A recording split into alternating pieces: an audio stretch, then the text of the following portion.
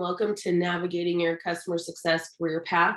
It's so exciting to see a global audience today. I saw Portugal, Italy, the UK, as well as many of our friends in the US attending today, and it's wonderful to have all of you here. My name is Robyn Fernandez. I'm the Senior Director of Customer Success here at Totango. I've been with Totango for 7 years. And I'm in a player coach role, so I do have my own book of business as well. I'm excited to be with 3 excellent people today. Maranda Dziekonski, who's the Chief Customer Officer at Swiftly.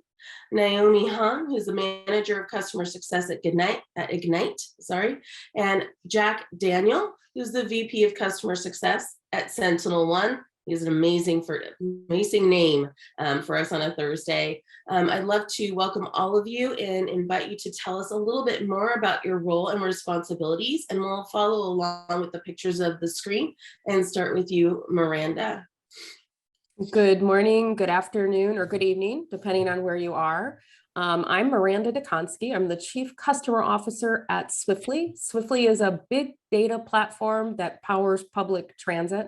I've been here a little over 3 years, and a little unique thing is I owned human resources as well up until around January of this year. So this is a topic that I'm super excited to talk to you all about. And yeah, that's a little bit about me. And it's also very early still, so I'm still caffeinating. I'm right there with you, Maranda. We've got Italy who's working on happy hour right now. We're working on coffee hour. Naomi? Yeah, absolutely. Glad to be here. Yeah, my name's Naomi. I come to you from Egnyte. I'm a manager for our customer success team. I've been with Egnyte for 5 years now, started as a CSM, and then I worked my way into a team lead position. And then most recently in January, got promoted to a manager position. Congratulations. And Jack?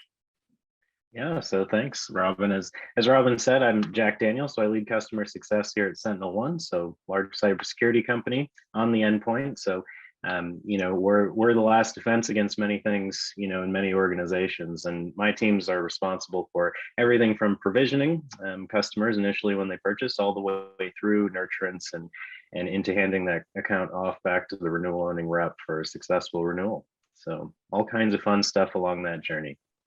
Great. Thank you all so much for being here today. What I'd like to start for our group today is, what are some of the steps you took to get to your current role? And I'll go backwards on this one, and we'll start with you, Jack. Yeah, absolutely. So pragmatically, I think, my journey was somewhat unique. I started in the bomb squad.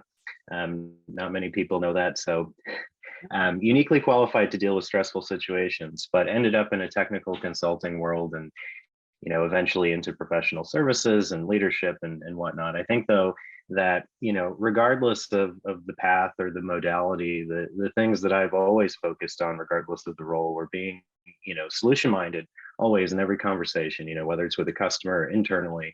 How do we solution the problem at hand, or how do we make it better? As well as being execution focused, right? How do we make sure we're getting stuff done? You always want to have that reputation for getting stuff done at any level. And lastly, being people focused, regardless of, again, role, responsibility, where you are. Stay focused on the people. We're in the business of people. Every business is the business of people, right? Because without people, the world doesn't turn. Those have been the focus areas and steps that have, helped me get to where I am. Thank you for that. And I learned a little something new about you today that I love. Naomi, what about you? What are some of the steps you took to get to your current role? Yeah, absolutely. So 10 plus years ago, when I kind of started in SaaS, I started in a support role and grew from there. And then 5 years ago, when I came to Egnyte, I started as a CSM. And so for me, the steps I took to get to my role are a little bit more fresh since I'm so new to a manager role.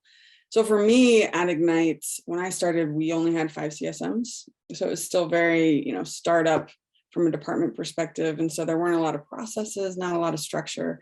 And so once I kind of got my feet under me with the product and how our customers worked, I was able to pretty quickly, organically start helping other new hires as they started. And so my focus, because I enjoy it so much anyway, was training. So I tried to make their training process easier than what mine was.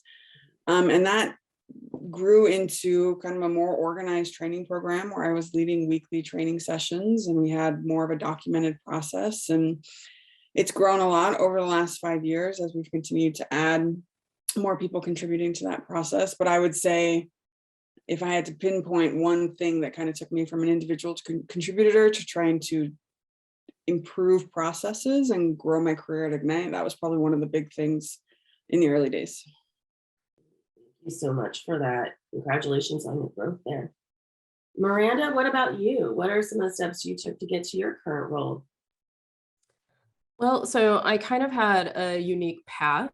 I started working about 24 years ago, and I actually publicly just shared this, I think, a couple of years ago. I started in a factory, not as cool as a bomb squad, Jack. But I, fresh out of high school, I went in rural Michigan to the local factory, and I got a job building refrigerators. And took a part-time night job at a local call center for a company that many may know is Amway.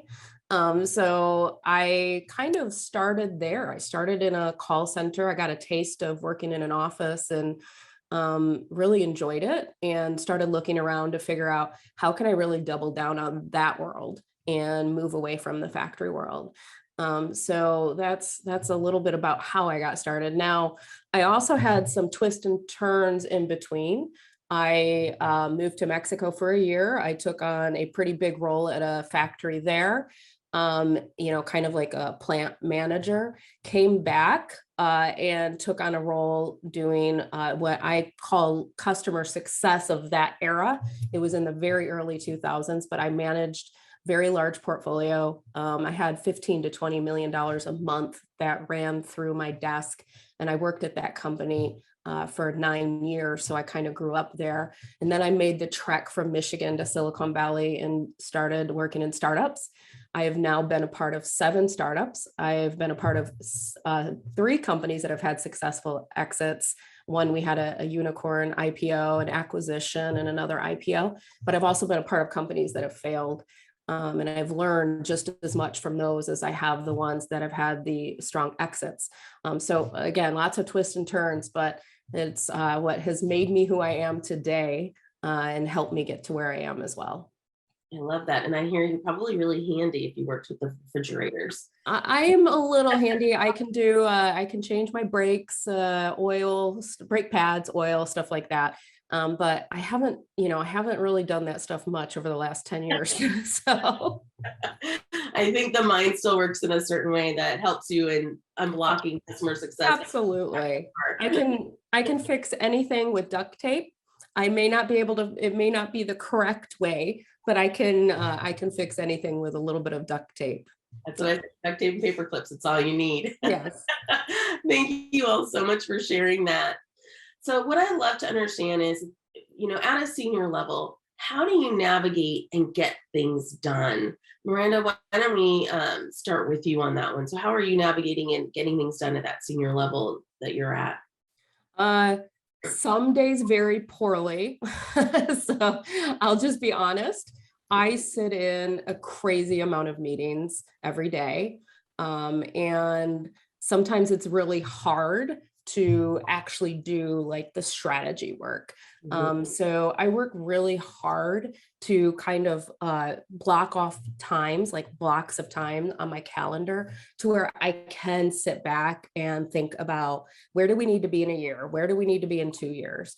Because at a CCO level, I need to be thinking 1, 2, 3 years out to try to get ahead of what we need. But I will say, it's difficult to do because you're being pushed and pulled in so many ways. A few things that I've done that really help is I've built out that management layer below me and have empowered them to make important decisions every day, to where they don't need to always ask me, can I do this? Can I do that? Like, they know this is your scope. This is your responsibility. You make the decisions. And I've also made it very safe to fail. We all make mistakes, myself included.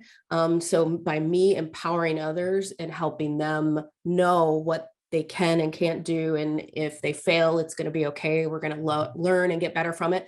It really frees up me to be able to navigate. Last thing, and this is everybody's talking about this balance thing right now, but I try to invest personally in myself outside of work. I do things that I try to clear my mind. For me, I personally love hiking. So I go out and, out in the hills. We have amazing hiking here in the San Francisco Bay Area. But I love to go out, get lost in the hills for 3-4 hours on the weekend and just by myself, put in a podcast or put in some, hairband metal in my ears and just like jam and clear my mind so I can just be a better me. I love that. Do you have any go-to podcasts? Well, of course, my podcast. So from there to here, I have a podcast where I talk to folks about their journeys, their personal journeys that got them to where they are professionally. So it's something I'm really passionate about. But I also love listening to Gain, Grow, Retain. They put out a ton of great content. Thank you for that. I'm going to have to bookmark that one. Jack, what about you? How do you navigate and get things done at a senior level? Yeah, a lot of it's very similar to what Maranda said. I think she hit the formula on the head. One, yeah, we're in meetings all the time. There's no doubt about that. But I think, that's important for us, right? To keep people informed, make sure everyone knows what we're focused on, what our goals are, and, where we need their help and how we can collaborate on those things.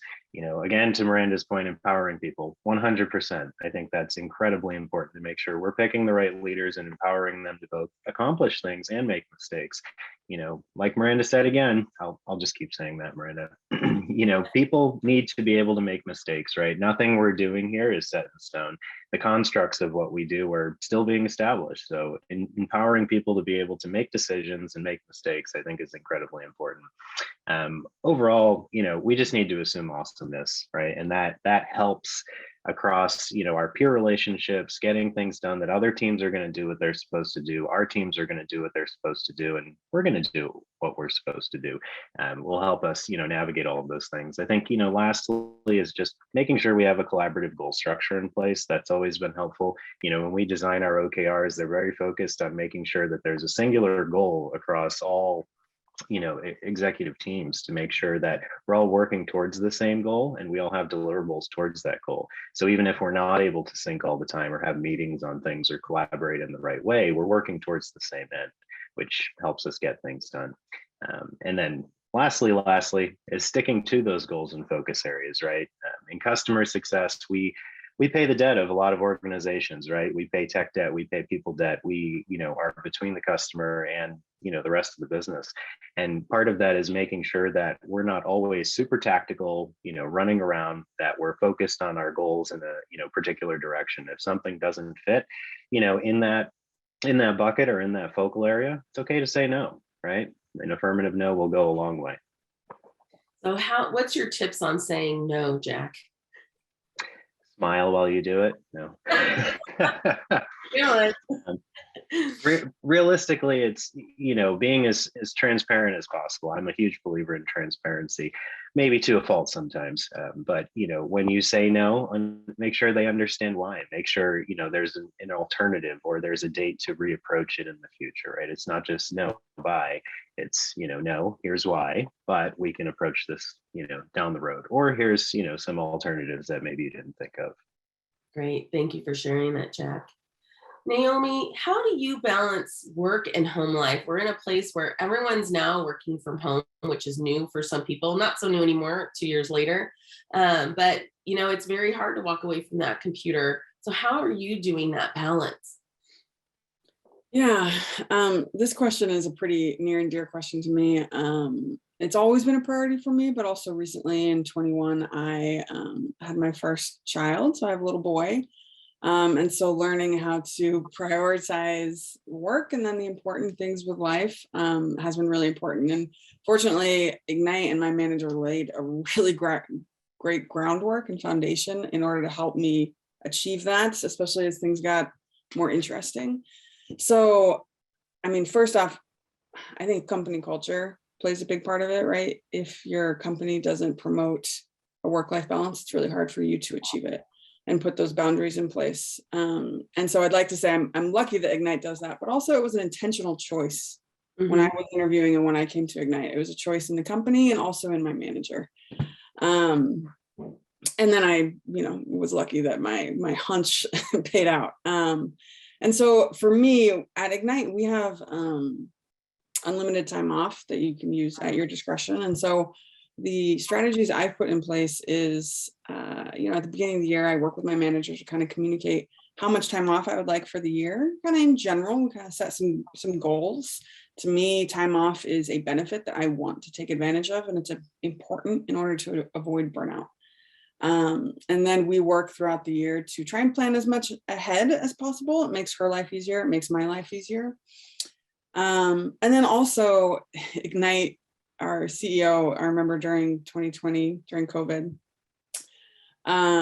he really wanted to avoid burnout. And during one of our all hands, he really encouraged team members, like, if you're not taking a vacation, try at least to take a 3-day weekend. And so I've tried to implement those things from my vacation time. And that has worked really well. From a day-to-day prioritization perspective, working from home has really changed things a little bit. I have found that my home priorities and my work priorities have actually really started to blend. And so my list of to-dos, might be emailing customer, meet with team member, and, make dinner, on my to-do list. And so because of that, my work day and home life day have really blended and merged into something different than just a 9-to-5, right?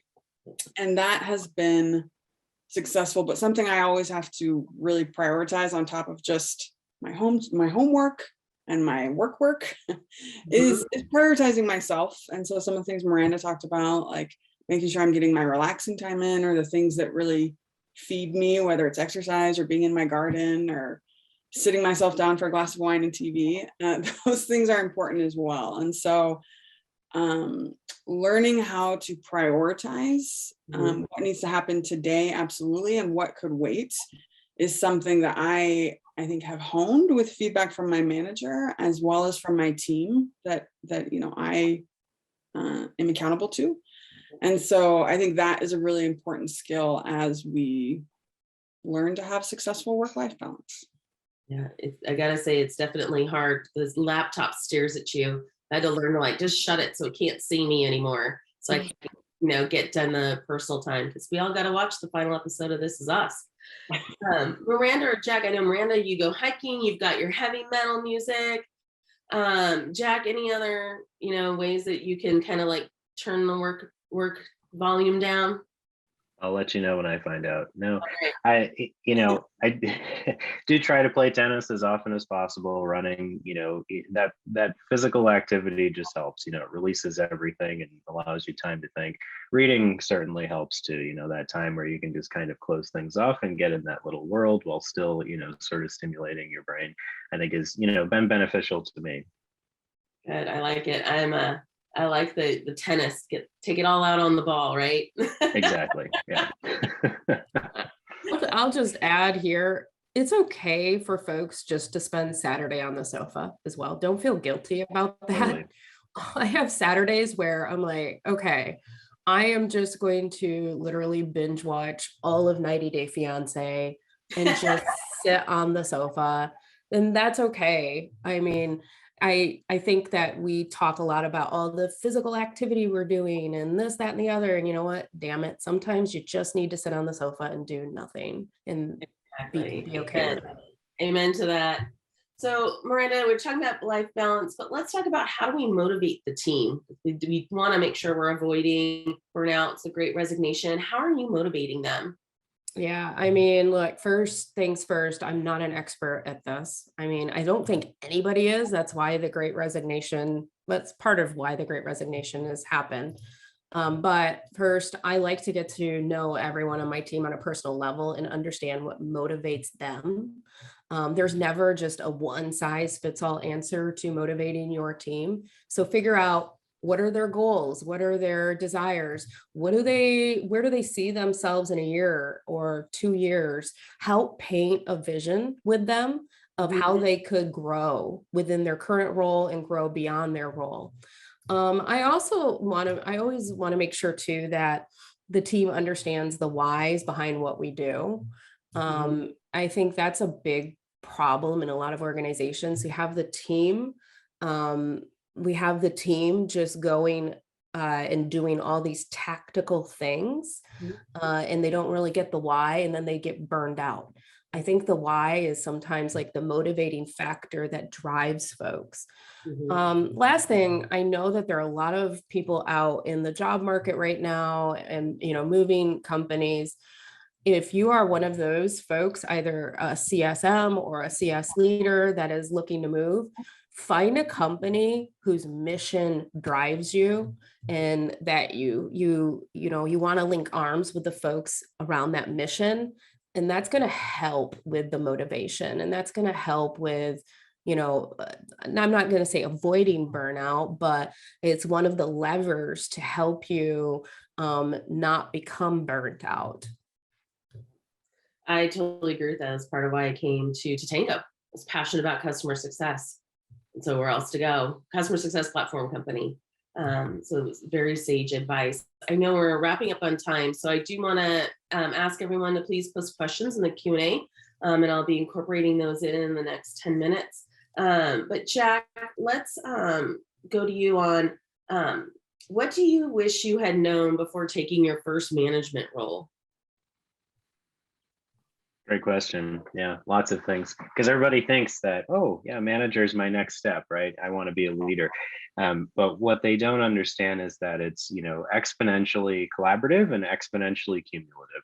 And by that, I mean, from a cumulative sense of, similar to what Miranda was talking about in motivating teams, right? You have to maintain being a doer to a certain extent at any level. The constructs of, hey, this level sets strategy, this level executes strategy, this level does this. No, that's not how it plays out in the real world.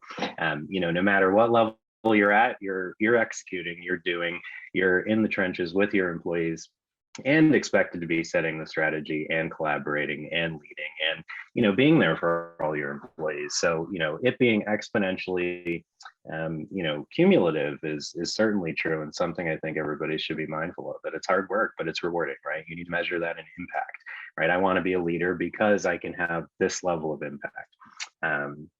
And then, the other side of that is exponentially collaborative. Of course, as your sphere of influence grows, so does your sphere of collaboration, where now it's not just, collaborating amongst your peers or your team, it's collaborating amongst all the other teams, your other peers, your customers, external stakeholders, all kinds of folks, and ensuring that they're informed and that they have part of those, or are part of that decision-making process as well. Great, thank you. That definitely resonated for me. We've got some great customer questions coming in, so thank you. Aaron Mitchell says, I love failure stories. So Miranda touched on it specifically, but would be interested in, from all of you, some of the lessons you've learned from failure. Why don't we start with you, Naomi?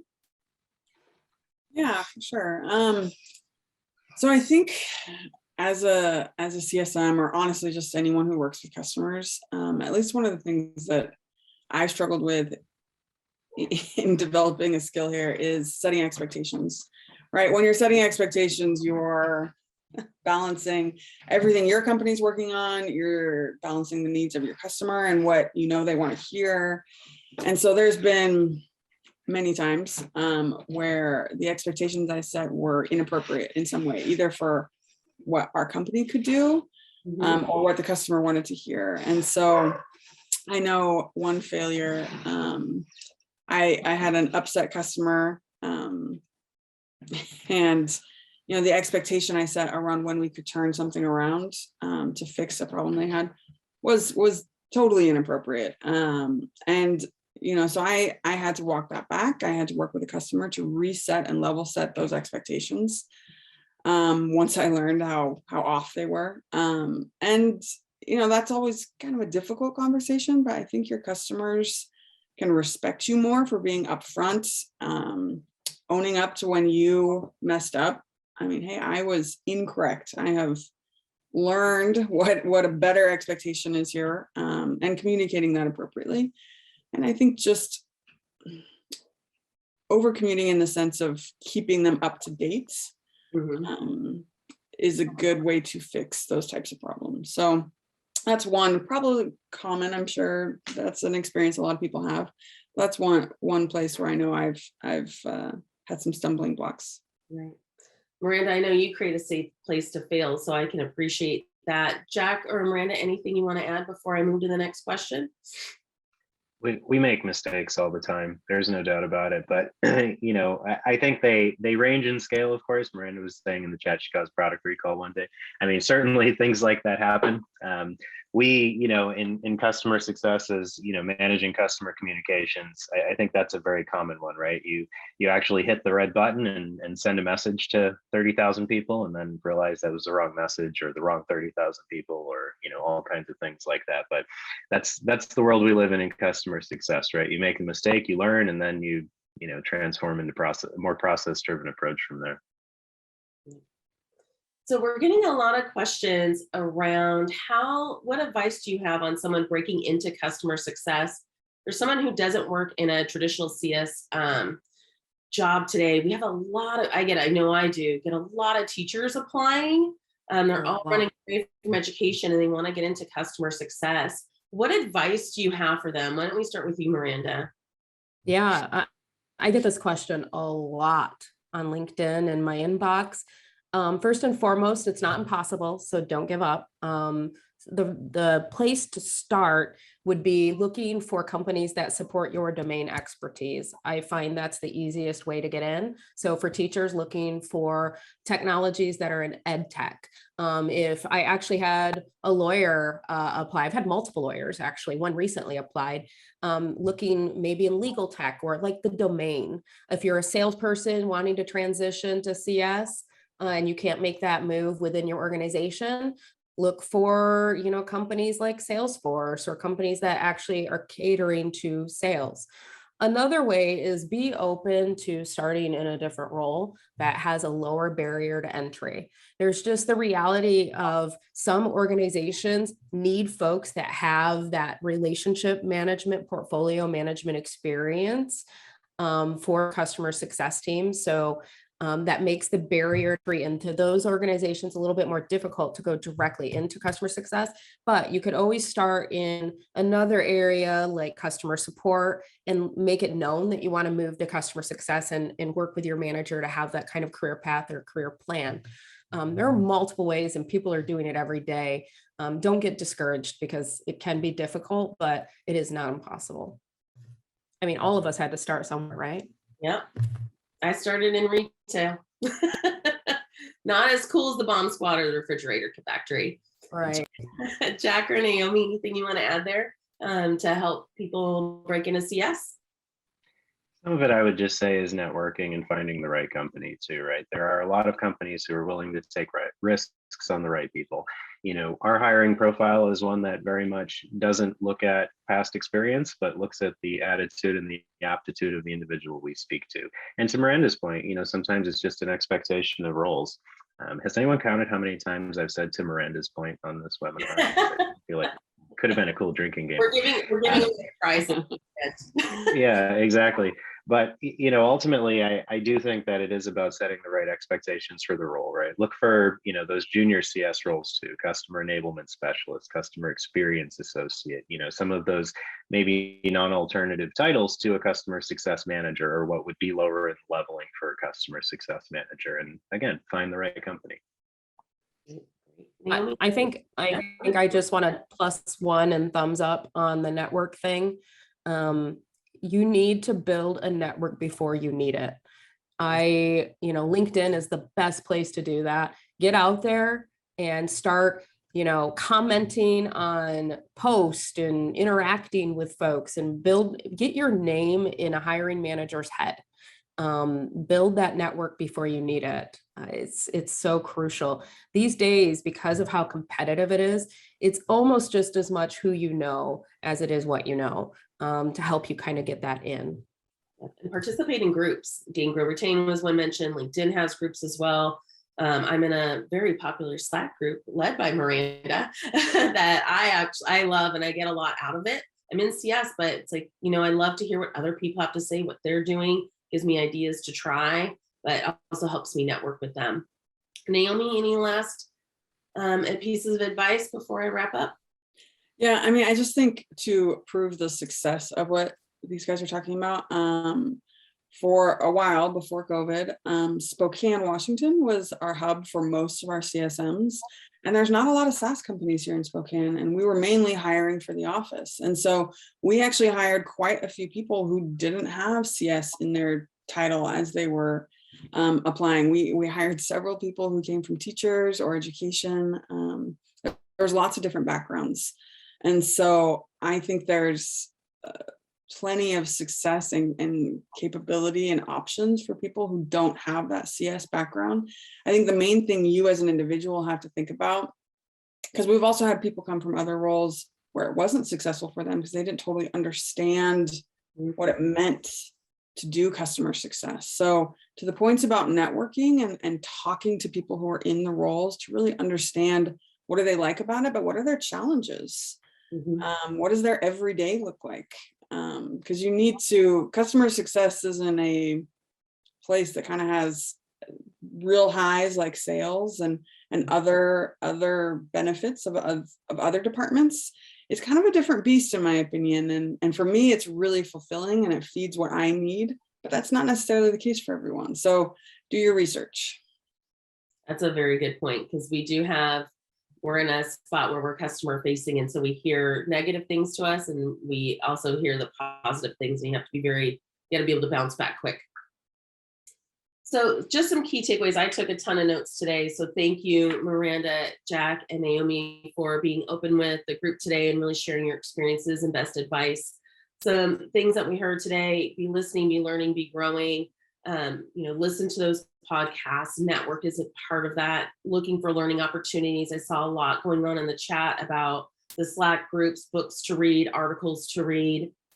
Challenging things honestly. Be bold and be kind. We are in CS, and that's kind of what the people we are. We are bold and we are kind. So hone in on that.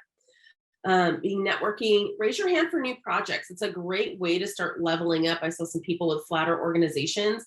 By signing up for new projects, as your team is ready to grow, you're going to be someone they're going to look to. It might open up other opportunities for you. To Jack's point, know when to say no and how to say no, but also know when to say yes. Focus on elevating those around you, and don't be afraid to admit what you don't know. We fail and we make mistakes, and that's okay as long as we're learning from them and we can pick ourselves back up and keep moving in the right direction. And customer success is still new, so we're learning and growing all together all the time. I do want to let everyone know we have an upcoming webinar in about 2 weeks on June 15th, where we're going to be talking about QBRs, EBRs, presentations, oh my. So please don't forget to register for that on our webinar page. And we do have a free community edition for you. So if you are in a small organization or even in a big organization and you're just looking to get started with understanding visibility, health, and getting your processes going, this is a great place for you to go in and do that for free. Thank you again, Maranda, Jack, and Naomi, for being with us this morning. I really appreciate it. And thank you to all the attendees today for your great questions coming in. And hope you all have a wonderful weekend. Thank you so much.